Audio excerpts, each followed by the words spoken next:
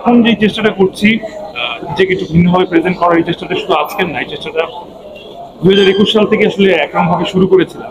একসময় প্রডিউসারের শুধু একরকম কাজই ছিল, শুধু রোম্যান্স বা comedy, romance comedy, romance comedy. আর স্টার্টিং এ লাইক আমার ক্যারিয়ার এখন 10-11 বছর হয়ে গেছে।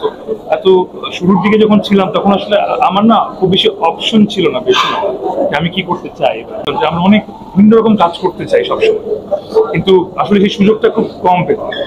So I have my own journey, যেখানে আমি রোমান্টিক হোক, কমেডি হোক, তাহলে হোক আমার অডিয়েন্স বা আমার প্রডিউসাররা বা যারা আছেন যেভাবে চাই সেভাবেই করে গেছি। আগে একটা সময় ছিল, আমি বলি 2018-19-এর দিকে, যে ভিউ মানে হচ্ছে কমেডি। ভিউ আসলে কমেডি ছাড়া কোনো কিছুতে ভিউ হওয়া সম্ভব না।